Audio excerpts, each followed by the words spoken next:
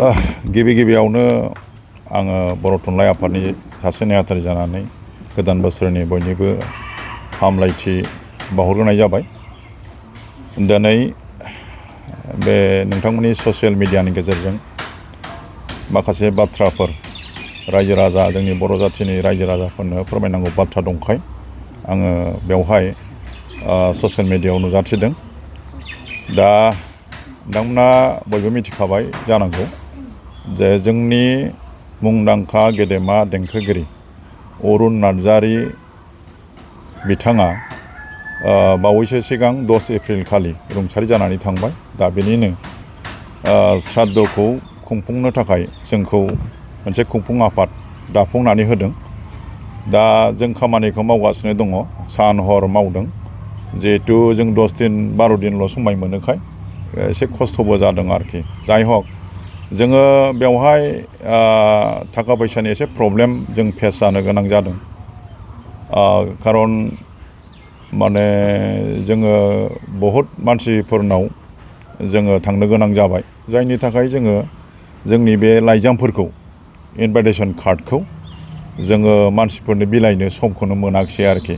जोङो फेसबुकाव होबाय आरो नोंथांमोननि दिनै ससियेल मिडियानि गेजेरजों जों खावलायगोन जाहाथे आसामनि खना खनला जायगानिफ्राय जिहेतु अरुन नार्जारी बिथाङा बर' हारिनि गेजेराव हारिमुनि फोथाराव बिराद मोनसे गेदेर बिहोमा होबोनाय सासे व्यक्ति। नोंथांमोना मिथिगौ आलायारननि बिथाङा सासे सिंगार, रेडिअ' आर्टिस्ट, बेनिफ्राय गोबां केसेट बिथाङा जोंनि थाखाय सोरजिनानै गालांबाय आरो बिथांनि गारां बिथांनि देंखोखौ मिथियै रावबो गैया। दा जों लुबैदोंमोन मा जोंनि बे श्राद्धआ गाजा गोमजायै जानानै थांथों। जिहेथु जोंनि बर'नि सासे गेदेर आर्टिस्ट नालाय जों बिदि जाजानो लुबैदोंमोन आरोखि। दा बोथोरा बा जेरैबायदि जों कपारेसन मोननांगौमोन बे रोखोम जों मोनथ'वाखै। जों आसा खालामदों जों चिफ सारनिफ्राय जोङो 2 लाख रां मोनबोबाय। दा बेजोंनो जों जा हायो जोङो माने मावगासिनो दङ आरो जोंनि गोबांथार दैदेनगिरि जिहेथु सारनिफ्राय जोङो 2 लाखल' रां मोनबाय नालाय जों आसा खालामनाया एसे गिदिर। जों 10 लाखनि जिहेतु बाजेट खालामदोंमोन, दा 10 लाख बाजेटखौ जों मोनहाहैला। दा जोङो रायजो राजानिफ्राय बेनिफ्राय जोंनि गेदेमा साफ्रोमबोनिफ्राय जोङो एफा एफा जोङो अननाय मोनबाय। दा जोङो श्राद्धखौ मोजां भाबैनो खुंफुंनो हासिगोन होननानै जों आसा खालामदों। निस्सय मोजां जागोन। गेजेराव साननैल'सै जोंहा, जों रेडिखासै।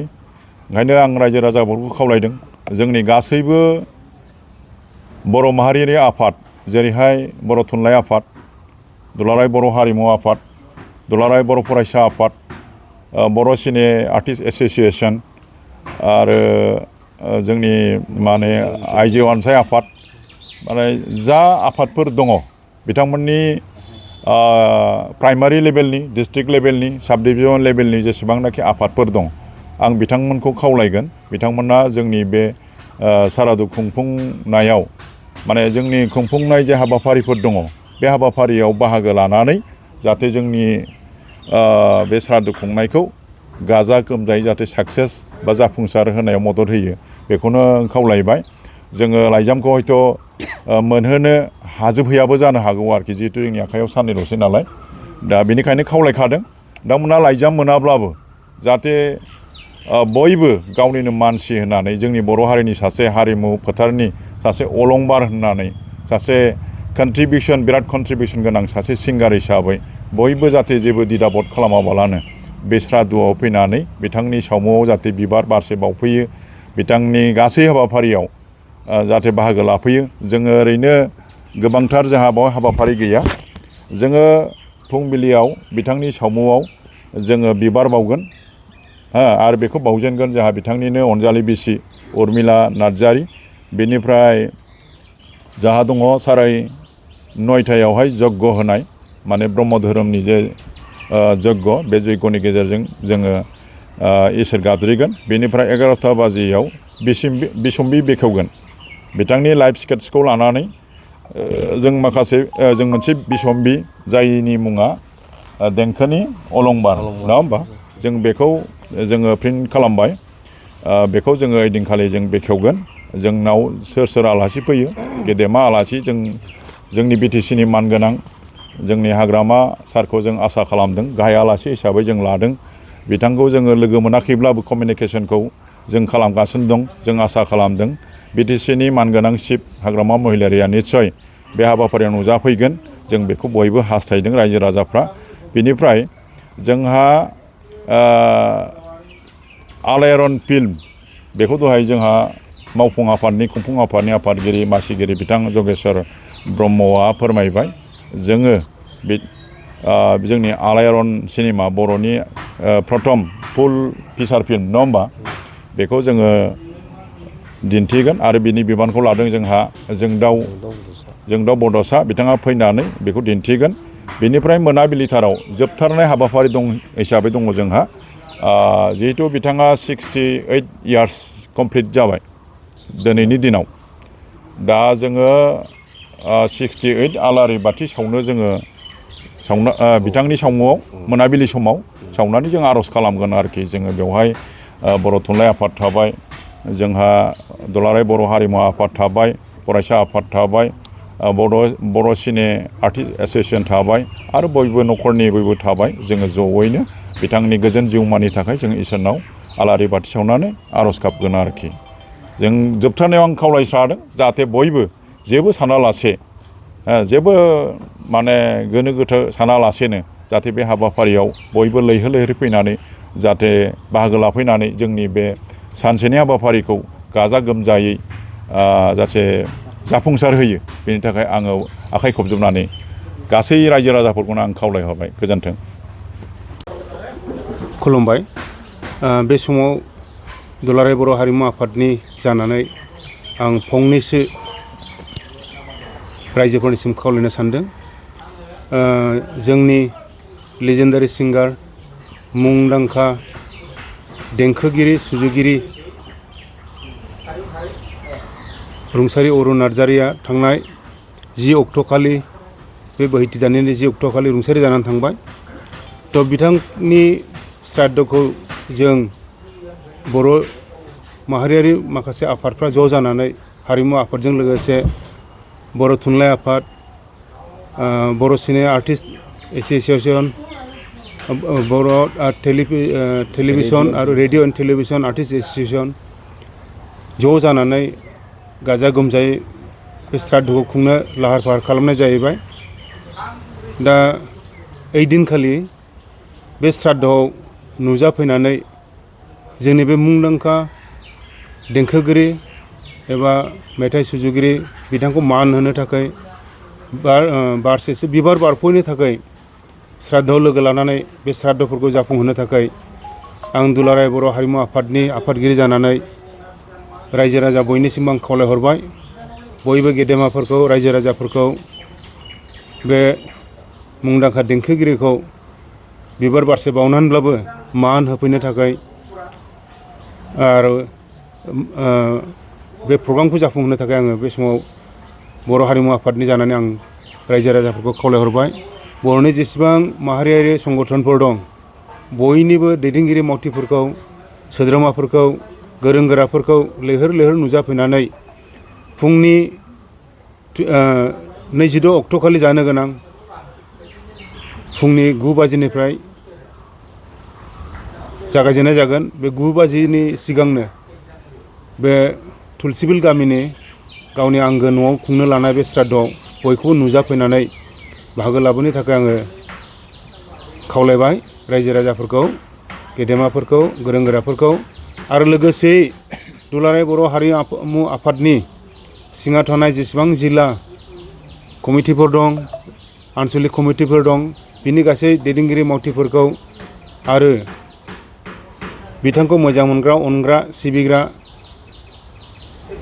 हारिमुखौ मोजां मोनग्रा बयखौबो आं बे समाव आफादनि जानानै खावलायहरदों बयबो जेन' ओइदिनखालि लैहोर लैहोर फैनानै बे श्राद्धखौ जाफुंहोफैयो आरो गाजा गोमजायै बिथांखौ मान बावनो हायो बेखौनो आं आफादनि जानानै बे समाव गुरै खावलायबाय।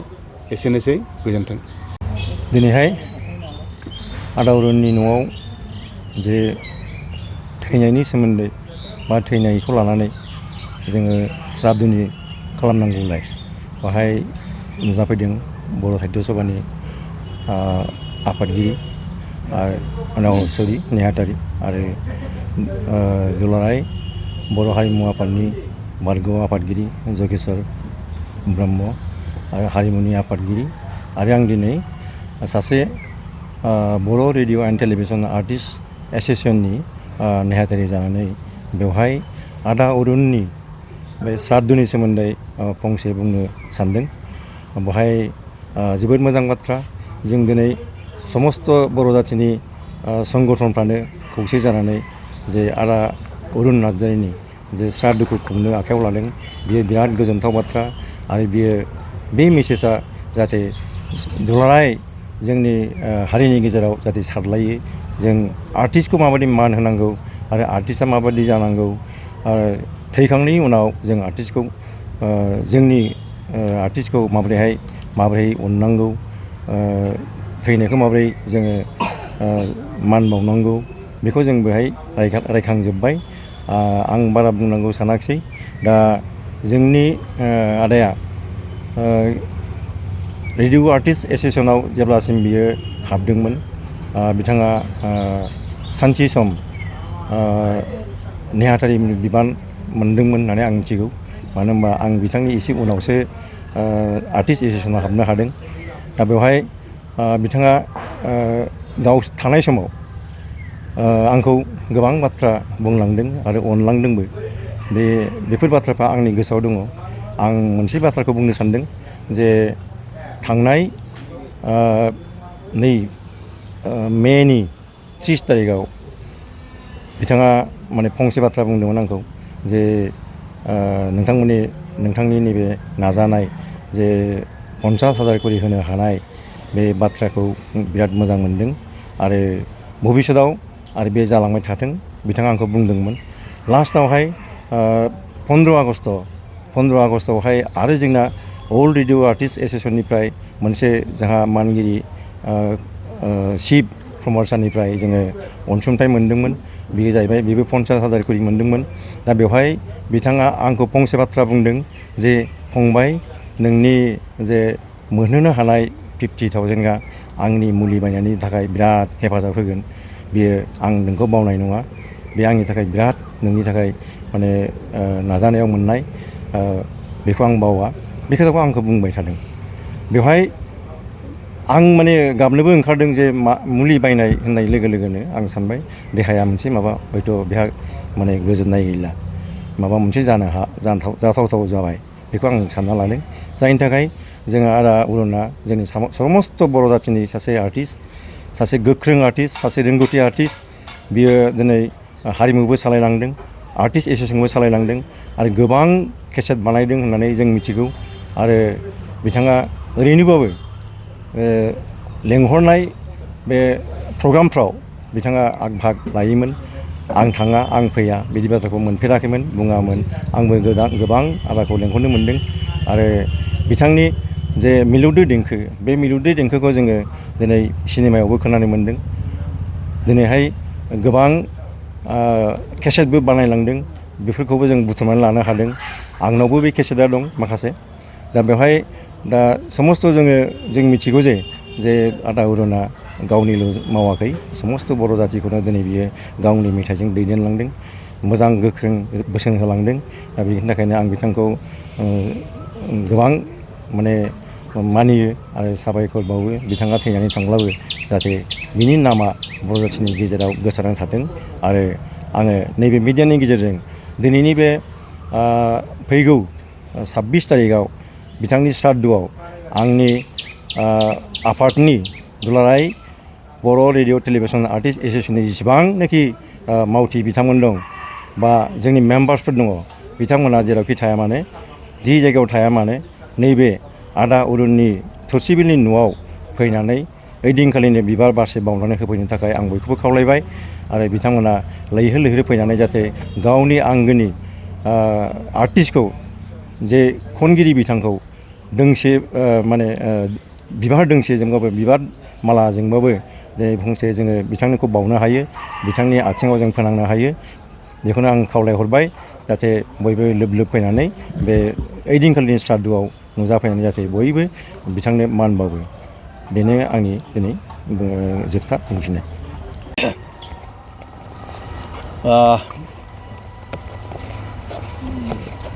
बावैसो रुंसारि जानानै थांनाय अरुन नार्जारिनि जिउमाया थांनाय 10 एप्रिल शुक्रबार बारायाव जे रुंसारि जानाय बिथां गेदेमा देंखोगिरि,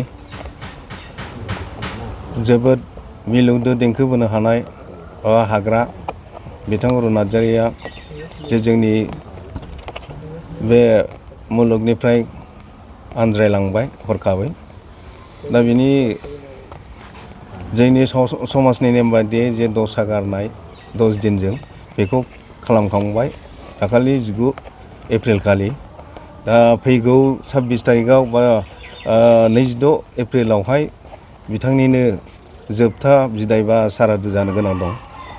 दा बेखौ बे सारादुखौ खुंफुंनो थाखाय बिथांनि जिउमाखौ जों बेसेन होनानै मुलुगाव बयनोबो फोसावनो थाखाय मिथिहोनो थाखाय जे बिथाङा हारिमु मुलुगाव जिहेथु गोजोनबोनाय आरो बिहोमा होबोनाय खामानि मावबोनाय, बिनि थाखायनो जोंनि हारिमु दुलाराय बर' हारिमु आफादनि लोगो लानानै दुलाराय बर' साहित्य सभा बे मोननैजों सिन्था खालामलायनायनि गेजेरजों माने जेरैबायदि जानांगौ बिनिफ्राय देरसिनै एसे लार्ज स्केलावहाय बेनि सारादुखौ खुंनो थाखाय जे सिन्था सरसा बे खालामनायनि गेजेरजों दा खुंफुं आफाद हिसाबै दानानै होजानाय जों माने सोद्रोमा बे चेयारमेन आं श्री जगेश्वर ब्रह्म आरो बेवहाय कनभेनार हिसाबै दाजानाय बर' साहित्य सभानि वान अफ नेहाथारि बा सेक्रेटारि बिथां सहेन नार्जारिमोन ना बसुमतारी सहेन बसुमतारी आरो दुलाराय बर' हारिमु आफादनि आफादगिरि बिथां सुसिल हाज'वारि आरो जों दुलाराय बर' हारिमु आफादनि मानगोनां गाहाय नेहाथारि बिथां बिजितगिरि बसुमतारी आरो जोंहा जोंनि दुलाराय बर' हारिमु आफादनि मानगोनां बोसोनगिरि आरो चिफ इन्सट्राक्टर बिथां रहिन्द्रनाथ ब्रह्मजों लोगोसे गोबां नुजाफैनाय आरो न'खरनि जोंनि आदा अरुन नार्जारिनि गासै न'खरनि फेमिलि मेम्बार, गावनि आंगो बिसिजों लोगोसे फिसाजो फिसाला आरो बेवहाय दिनैहाय जोंनि बाथ्राखौ फोसावनो थाखाय जोंनि हांख्रायनायाव नुजाफैनो हानाय जोंनि मिडिया पार्सन नोंथांमोन। दा गिबियावनो आङो खुंफुं आफादनि चेयारमेन जानानै नोंथांमोननो आरो जोंनि न'खरनि आरो रायजोनि जानानै नोंथांमोननो साबायखरजों लोगोसे बरायबाय। फुं समावहाय आहुथि सावनाय थागोन, बेनिफ्राय 9टानिफ्राय कारेक्ट टाइमा जागोन आरो बेवहाय माने आहुथि सावबाय, बेनिफ्राय माने बिबार बावनाय आयदाया जाबाय थागोन आरोखि, जाबाय थागोन। दा बेखिनियाव जथुमनो बारा बेफोरखौ फोरमायनो गोनां जादों, बेखौ आं एसे आगोलाव बुंबाय जे बिथाङा जोंनि सासे बर' हारिनि जोबोद गोसोआव लाखिथाव आरो सिबिजाथाव खुलुमजाथाव सासे देंखो मुलुगाव देंखोनि राजा, देंखोनि सम्राट, मिलौदोनि राजा, बेबायदि मोनसे गुन गोनां जायखौ जोङो रायजो राजाफोरनि साननाय हनायनि गेजेरजोंहाय रायजोफ्रा बिथांखौ देंखोनि अलंबार होननानै बिमुंबो होबाय। दा गतिके बे देंखोनि अलंबार बिथां अरुन नार्जारिखौ जाहाथे बिथांनि आत्माया सोरगोआव आलो गोजोनै इसोरनि खाथियाव जायगा मोननानै जाहाथे जोंनि बर' हारिखौ जाहाथे जेब्लाबो गोथां महरै गावनि मावलांनाय बिमायाबो जाहाथे जोंनियाव अमर हिसाबै थांनानै थायो आरो बिथांखौ जेब्लाबो जोंनि इयुन जोलैफ्रा इयुन जोलै आफ्टार इयुन जोलै जेनेरेसन आफ्टार जेनेरेसन बिथांखौ जाहाथे गोसोखांनो हायो बा बिथांनि मावनाय मावखिन्थिखौ जोङो माने संदाननानै गावबा गाव लामायाव बा समाजनि बे हारिमु बिथिङाव जाहाथे गावखौ जौगाखांहोनो हायो आरो हारिखौ फेहेरनायाव मदद होनो हायो। बिनि थाखाय जों बेखौ फोसावदिंनाय बा एसे गाजा गोमजायै सानसेनि हाबाफारिजों बेखौ सारादु हिसाबै खुंफुंनो जिहेथु लादों बेवहाय जोङो दिनै बयबो रायजो राजा हारि आरो हारिमु अनसुला बा सिबियारि बिथांमोनखौ जों दिनै खावलायनो थाखाय बे मोनसे दिनै मा होनो मिडियाजों जोङो मोगा मोगि जादों बा आइ आफा रायजो राजाखौ जोङो खावलायनो आखायाव लादों। बेनो जाबाय फैगौ 26 एप्रिल रबिबार बे समाव जोङो सानसेनि हाबाफारिजों गाजा गोमजा खुंनो लादों। जेरैहाय हाबाफारि हिसाबै फुङावहाय आलासि रिसेपसन खालामनाय आरो जयग' होनाय आरो बिथांखौ हमेज होनाय बिबार बावनाय आरो बेजों लोगोसे बे गेदेमा अरुन नार्जारिनि बागैनो बिथांनि मावखिन्थि बा बेकग्राउन्डनि सायाव मावलांनाय कन्ट्रिबिउसननि सायावहाय जाहाथे मिथिनाय जोंनि गेदेमाफोरा फंसे फंनै बाथ्राजों सावरायनानै जोंनि मिथियै रायजोफोरखौ मिथिहोयो। बेनिखायनो सावरायग्लांनाय मोनसे प्रग्राम लादों आरो बेनिफ्राय रायजो राजाखौ जाहोनाय मोनसे जाहोनाय लोंहोनाय मिरामिस आमिसनिथ' खोथा गैया ओंखाम जानाय खालामदों। आरो बेनिफ्राय मोनाबिलियावहाय जोङो अरुन नार्जारिनि देंखोजों सोरजिजानाय बे आलायारन सिनेमाखौबो जोङो मोनाबिलियाव दिन्थिनायनि खाबु लादों बा बेखौ दिन्थिनो नाजादों।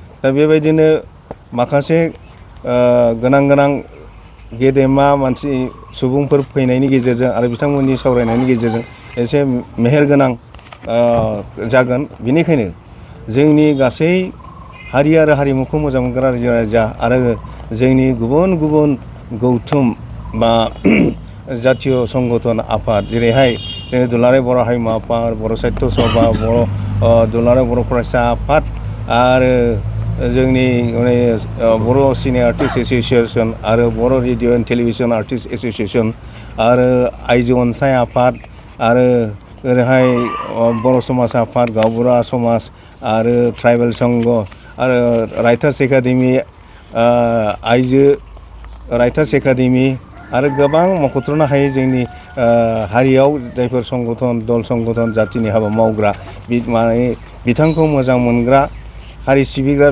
बयखौबो दिनै आङो खुंफुं आफादनि जानानै खावलायहरो जे जाहाथे बेवहाय दान्दिसे बै दिनखालि नुजाफैनानै गावनि बेसेन गोसा समखौ दोनथ'नानैब्लाबो बिदिनो श्रद्धान्जलि बिथांनि सावगारियाव बा बिथांनि सोरगोआरि मोनसे फट'आव बा मा होनो सावगारि होनना सावमु बे सावमुआवहाय बिबार बावफैनो थाखाय बयखौबो खावलायहरनाय थाबाय। आरो लोगोसे बेजों लोगोसे जोंनि जायफोर गेदेमा जायफोरखौ जोङो स्पेसियेल इनभाइटेसन होदों बिथांमोनखौबो जाहाथे दान्दिसे सम होनानैब्लाबो बेवहाय नुजाफैनानै जाहाथे बिथांनि आत्माखौ गोजोन होनो थाखाय बारनैसो बा बारसे बिबार बावफैनो थाखाय बयखौबो खावलायहरनाय जाबाय। आरो जाहाथे आसा खालामो बै दिनाव नोंथांमोनहा बयबो लैहोर फैनानै जोंनि बे सानसेनि हाबाफारियाव बाहागो लानानै जोंखौ आरो न'खरनि गासै सोद्रोमाफोरखौ जाहाथे गोजोनग्लाय होयो बेखौनो आङो खुंफुं आफादनि जानानै खावलायनाय थाबाय। जाहाथे नोंथांमोनहा बयबो अननानै गासिबो आफादाव थानाय बा मिडिया पार्सनानो होन बा गुबुन रायजो राजा बा आफादनि सोद्रोमा बा मावथि बिथां दैदेनगिरिफोरानो होन बयबो जाहाथे मिथिनाय लोगो लोगो हानायमानि गावनि खामानिखौ बा समखौ दोनथ'नानैब्लाबो बेवहाय नुजाफैनो हायो बेखौनो आङो जोबथा खावलायनानै आंनि बुंनायखौ एसेयावनो फोजोबबाय आरो बयनिसिमबो आंनि गोरबोनि खुलुमनायखौ जासिहरबाय। गोजोन्थों।